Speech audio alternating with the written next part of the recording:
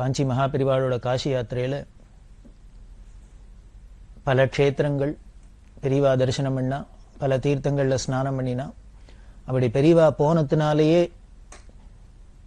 அந்த க்ஷேத்திரத்தோட பெருமையும் அந்த தீர்த்தத்தோட பெருமையும் உலகத்துக்கு தெரியறாப்புல இருக்கு. மகான்கள் தீர்த்த யாத்திரை பண்றதே அதுக்குத்தான். அந்த தீர்த்தங்கள்லாம் புனிதமாகணும், அந்த க்ஷேத்திரங்களுக்கெல்லாம் சாநித்தியம் பெருகணும் அப்படிங்கிற ஒரு நோக்கத்துல தான் மகான்கள்லாம் யாத்திரை பண்ணிகிட்டே இருக்கா. அந்த வகையில தான் பெரியவாளும் பல க்ஷேத்திரங்களை பல ஊர்களுக்கெல்லாம் போயிண்டு, மேலும் அங்கங்க உள்ள ஜனங்கள் அவாவா பெரியவாளை வந்து தரிசனம் பண்ணி பெரியவாளை வந்து தரிசனம் பண்ணி அந்த அனுகிரகத்தை அடைய முடியாதவாளும் அடையணுங்கிற ஒரு நோக்கத்துல கருணையோட பெரியவா எல்லா இடத்துக்கும் விஸ்தாரமா யாத்திரை பண்ணிட்டு வரா. அப்படியே செங்கல்பட்டுலேருந்து ஆற்காடு வழியால காஞ்சிபுரத்துக்கு விஜயம் பண்ணினா. 1931 வருஷம் ஜனவரி மாசம் 25ஆம் தேதி காஞ்சிபுரத்துக்கு வந்தா. பெரியவா அப்பதான் முதல்ல காஞ்சிபுரத்தை விஜயம் பண்றா, தரிசனம் பண்ணிக்கிறா. காஞ்சி காமாட்சிக்கு இந்த காமகோடி பீடத்தோட ரொம்ப நெருங்கின தொடர்பு. ஆதிசங்கர பகவத் பாதாள் பல க்ஷேத்திரங்கள்ல யாத்திரை பண்ணிட்டு வரத்தே இந்த காஞ்சிபுரத்துல காமாட்சிக்கு யந்திர பிரதிஷ்டை பண்ணிட்டுதான் சங்கர விஜயங்கள் சொல்றது. அதுக்கும் மேல ஆச்சாரியால் இங்குதான் சர்வஜ்ஞ பீட்டாரோகணம் பண்ணி இங்கேயே சித்தி அடைஞ்சதா பிராச்சீன சங்கர விஜயங்கள்லாம் தெள்ள தெளிவா சொல்றது. ஏன் இங்க சர்வஜ்ஞ பீட்டாரோகணம் பண்ணினா அப்படின்னா, காஞ்சிபுரம் அப்படிங்கிறது அறிஞர்கள் நிறைந்த ஊர். தொண்டை நாடு சான்றோருடையது அப்படின்னு சொல்லப்படுறது. இந்த தொண்டை நாட்டில தான் சான்றோர்கள்லாம் அறிஞர்கள்லாம் நிறைய இருந்திருக்கா. அந்த காலத்துல காசி, காஞ்சி, காஷ்மீர் இந்த 3 இடத்துலயும் பெரிய வித்வான்கள் பண்டிதாள்லாம் இருந்திருக்கா அப்படின்னு தெரியறது. அந்த வகையில தான் ஆச்சாரியால் காஷ்மீரத்துக்கும் விஜயம் பண்ணினதா சொல்லப்படுறது. அதே மாதிரி காசியில தான் பாஷ்யங்கள்லாம் பண்ணி எல்லாம் பண்ணினா. காஞ்சிபுரத்துல வந்து சர்வஜ்ஞ பீட்டாரோகணம் பண்ணினா. சர்வஜ்ஞ பீட்டாரோகணம் பண்ணி காஞ்சி காமகோடி பீடத்தை ஸ்தாபிதம் பண்ணி அவளே முதல் ஆச்சாரியாளா அதுல அலங்காரம் பண்ணி அன்னையிலேருந்து 2500 வருஷமா இந்த காமகோடி பீடம் காஞ்சிபுரத்தோட தொடர்போட இருந்துட்டு வருது. காமகோடி பீடத்துக்கு தலைமை ஸ்தானமா அதுதான் இருந்துட்டு இருக்கு. 18ஆம் நூற்றாண்டில் நடந்த கலவரங்கள்னால அந்த காலத்துல இந்த 62வது பெரியவா காலத்துல காமகோடி பீடம் தென் திசையை நோக்கி மூவ் பண்ண முடியுமா ஒரு சூழ்நிலை ஏற்பட்டது அப்படின்னு முன்னாலே நம்ம சரித்திரத்துல வரலாறுல பார்த்தோம். அப்படி யாத்திரை பண்ணிட்டு காஞ்சிபுரத்துல வந்து காமாட்சியை தரிசனம் பண்ணிட்டா பெரியவா. அங்கேந்து உத்திரமேரூர், வந்தவாசி முதலான பல க்ஷேத்திரங்கள் இருக்கு. இதெல்லாம் எல்லாத்தையும் தரிசனம் பண்ணிட்டு முருக்கம்பட்டு, குடியாத்தம், வைத்தியநாத குப்பம், காட்பாடி, வேலூர் இதெல்லாம் வழியால ஆரணி வந்தா. ஆரணிக்கு தரிசனம் பண்ணிட்டு திருப்பார்கடல் அப்படின்னு ஒரு க்ஷேத்திரம், அந்த திருப்பார்கடல்ல தரிசனம் பண்ணிண்டா. வேப்பூர், பாக்காலா வழியால காளஹஸ்திக்கு வந்தா பெரியவா. அந்த வருஷம் சிவராத்திரி 1931 வருஷம் சிவராத்திரியில தரிசனம் பண்ணணுங்கிறதுக்காக காளஹஸ்திக்கு வந்தா. பெரிய சிவக்ஷேத்திரம், பரமேஸ்வரன் பஞ்சபூதங்களா இருக்கிற பஞ்சலிங்க க்ஷேத்திரத்துல வாயு க்ஷேத்திரம் இந்த காளஹஸ்தி. ஞான பிரசூனாம்பிகா அப்படின்னு அம்பாள், நாயன்மார்ல பரமபக்தரான கண்ணப்ப நாயனார் இருந்து சிவபக்தி பண்ணி மோட்சம் அடைஞ்சது இந்த காளஹஸ்தியில. அங்க பக்கத்துல மலையே இருக்கு, கண்ணப்பர் மலை அப்படின்னு இருக்கு, காளஹஸ்தி மலையும் இருக்கு.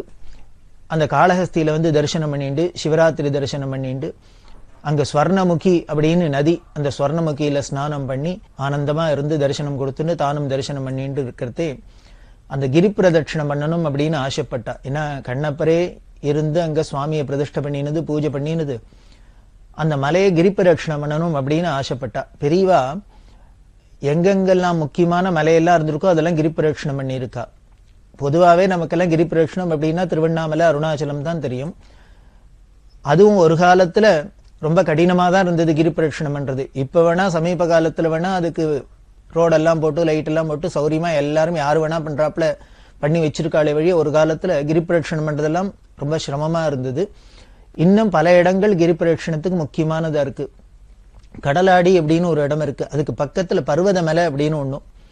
அந்த பர்வதமலையே பெரியவா கிரி பிரதட்சணம் பண்ணிக்கா, அங்க பேருக்கிறது.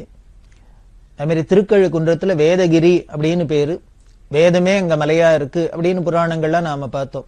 அந்த வேதகிரியை பிரதட்சணம் பண்ணினா, அதே மாதிரி இங்க காளஹஸ்தியில அந்த காளஹஸ்தி மலைய பெரியவா கிரி பிரதட்சணம் பண்ணினா, அந்த கிரி பிரதட்சணம் பண்ணினது ரொம்ப கடுமையா இருந்தது அப்படின்னு சொல்லுவா, மடத்துல சொல்ற வழக்கம் உண்டு. நல்ல வெயில் ஏறிடுத்து போக முடியல, அதாவது வழி சரியா இல்லாதனால ஒரே புதர் காடா இருந்ததுனால அப்பப்போ போக போக முன்னாலதான் வெட்டி வெட்டி அந்த இடத்துல சுத்தம் பண்ணிட்டு அதுல நடந்து போறாப்புல இருந்தது. பல பேர் பேருக்கா, பெரியவாளோட இந்த கிரி பிரதட்சணம்ங்கிறது ரேராச்சே, இது கிடைக்கட்டுமே அப்படின்னு எல்லாரும் பேருக்கா. ஆனா போன வாழால பல பேரால இந்த கிரி பிரதட்சணத்துல பாதிக்கு மேல தாண்ட முடியல. ஒரே வனாந்தரமா இருக்கு, வழி எல்லாம் சரியா இல்ல, கல்லு முள்ளுமா இருக்கு. நேரம் ஆக நல்ல வெயில் ஏறி எடுத்து என்ன பண்றதுன்னு தெரியல. ஆனா பெரியவா பாட்டுக்கு ரொம்ப கூலா சாதாரணமா பிரதட்சணம் பண்ணிட்டு வரா.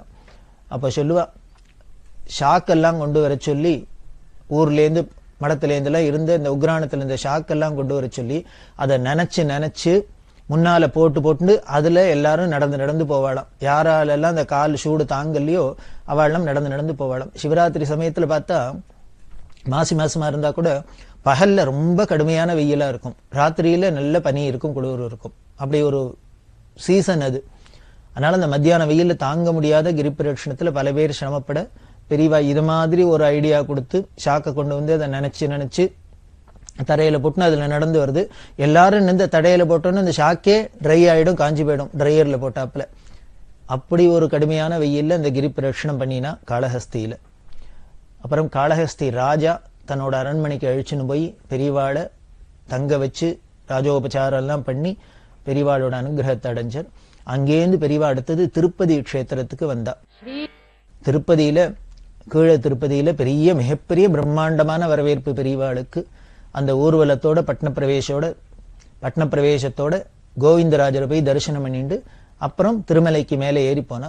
அந்த காலத்திலயும் 1931 திருமலைக்கு ஏறி போறது அப்படிங்கிறது ரொம்ப சிரமமான காரியம்தான். மலை ஏறி போறது அப்படிங்கிறது அநேகமா எல்லாரும் ஏறித்தான் போவா, பாதசாரியா நடந்துதான் போறது அப்படிங்கிற ஒரு சம்பிரதாயம், இந்த பிரார்த்தனையை பண்ணிட்டு போற வழக்கம்.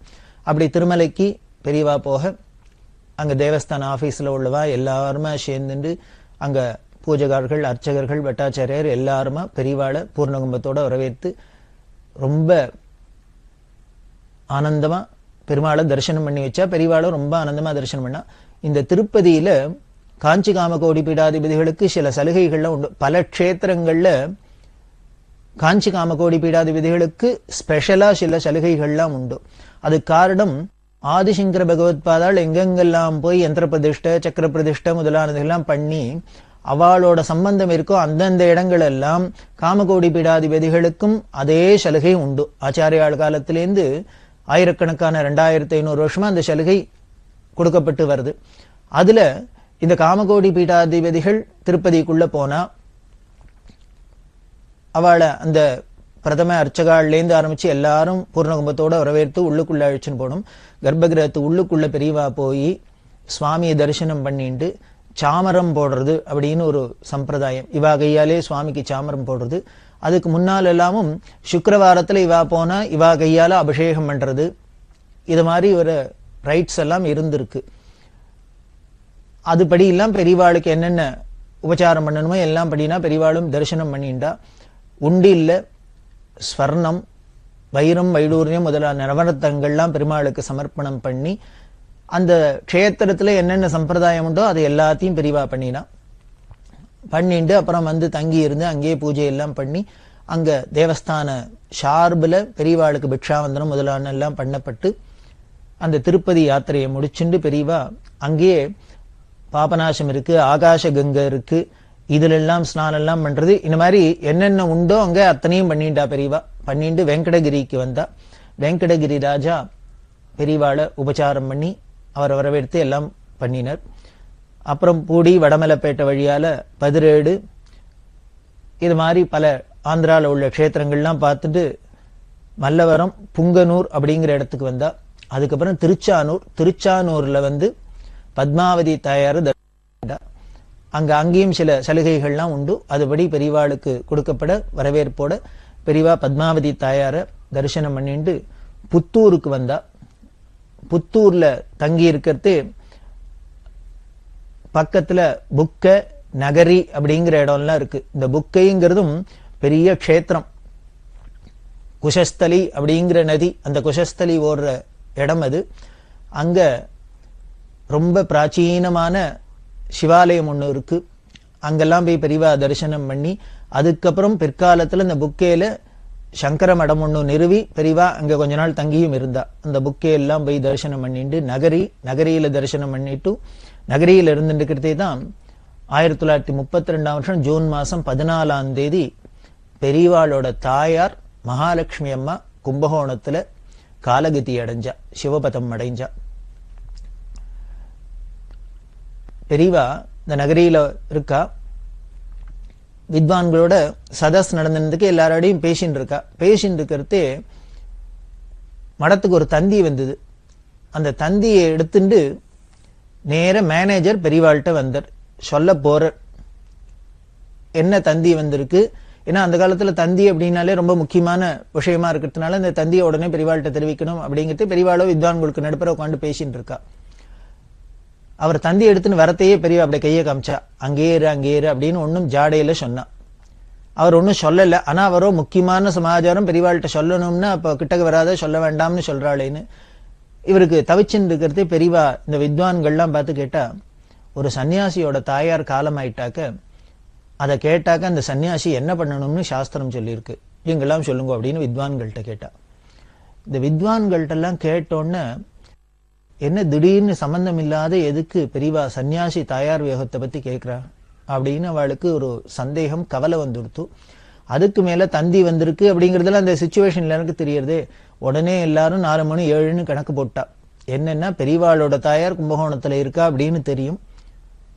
அதுதான் காலம் ஆயிட்டான்னு தந்தி வந்திருக்கு. அந்த தந்தியை கொண்டு வந்து பெரியவாள்கிட்ட காதுல போடணும்னு வரத்தையே அந்த தந்தியை பாக்கிறதுக்கு முன்னாலே பெரியவா இங்க கேள்வி கேட்டுட்டா. ஒரு சன்னியாசியோட தாயார் காலமானா அந்த செய்தியை கேட்டா அவன் என்ன பண்ணணும் அப்படின்னு. வித்வான்களுக்கு எல்லாம் ஒன்னும் சொல்ல தெரியல. ஏன்னா எல்லாருக்கும் ரொம்ப மனசு ரொம்ப துக்கமா போயிடுத்து. இருக்காதா? பெரியவாளுக்கு மட்டுமா தாயார்?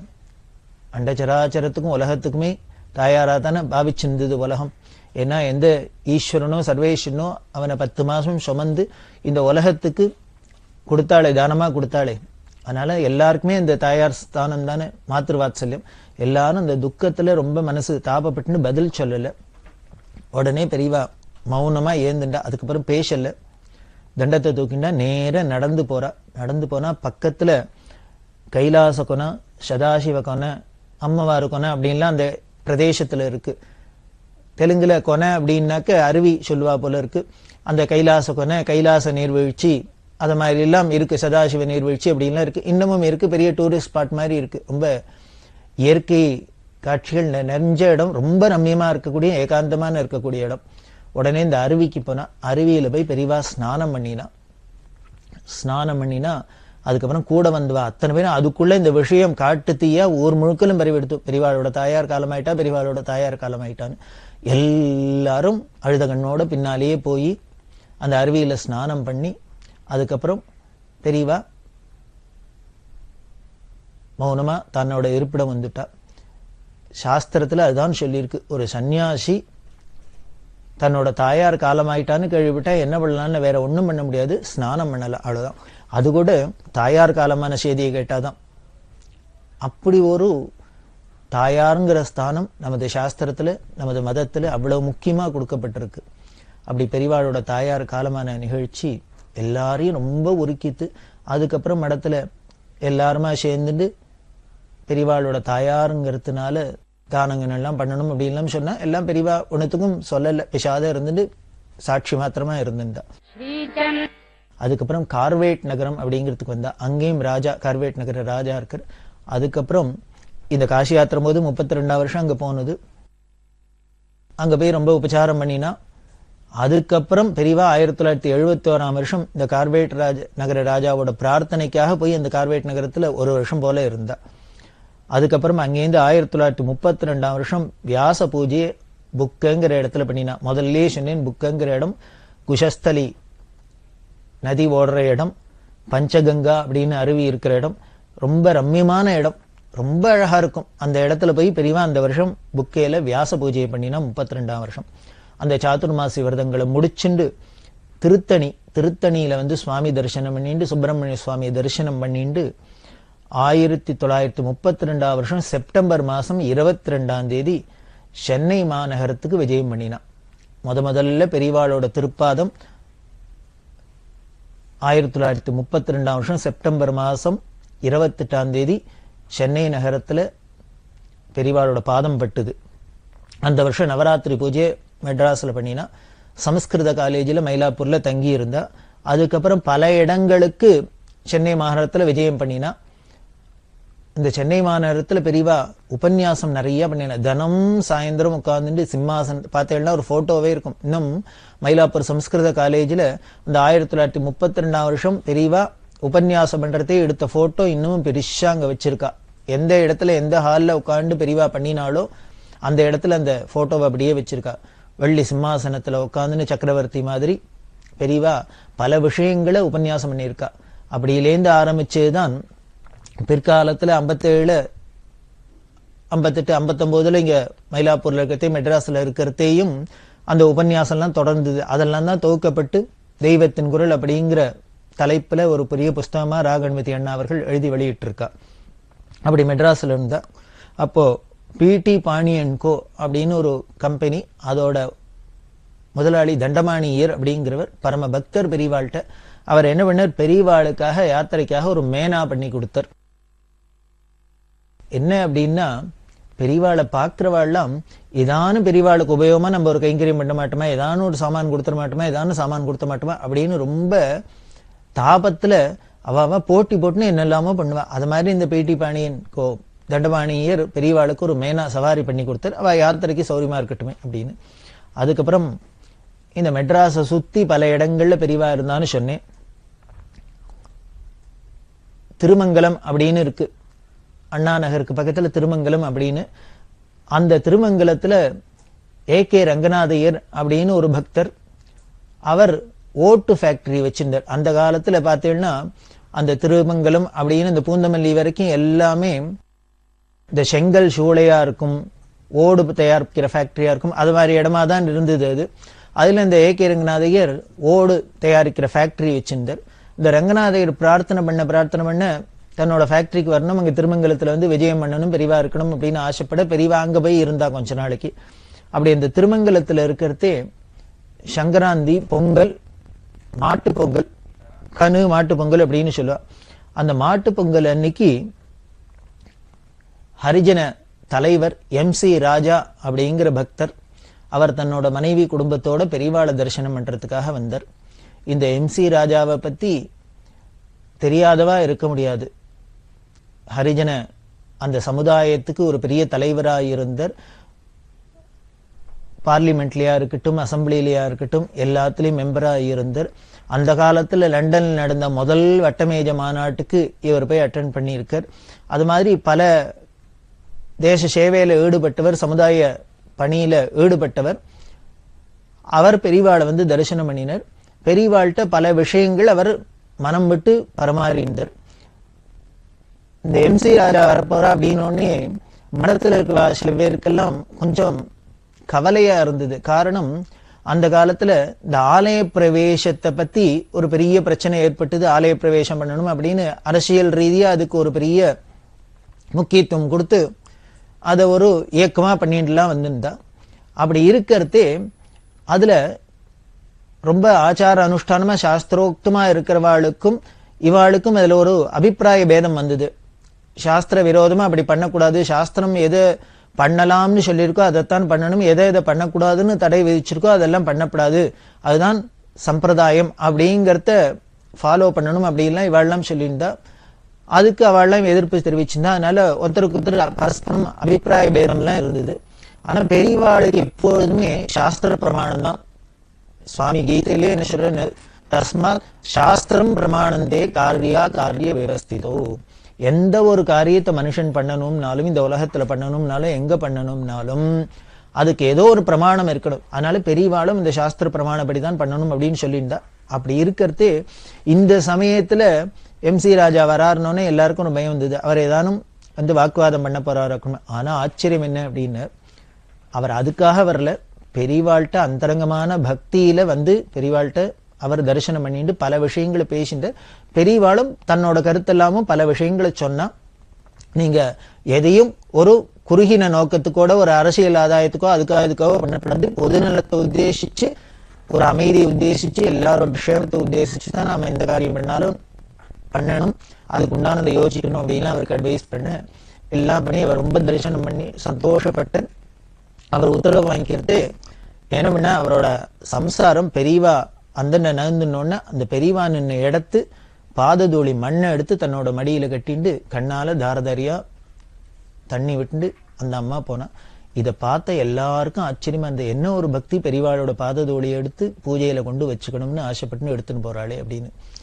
இப்படிதான் யாரா இருந்தாலும் சரி, பரஸ்பரம் அவளோட நடவடிக்கையில சில வித்தியாசங்கள் இருக்கலாம், கருத்து வேறுபாடு இருக்கலாம். ஆனா பெரியவாள்கிட்ட பக்தி பிரியங்கிறது எல்லாருக்கும் ஒன்னா இருந்ததுன்னு தெரியறது.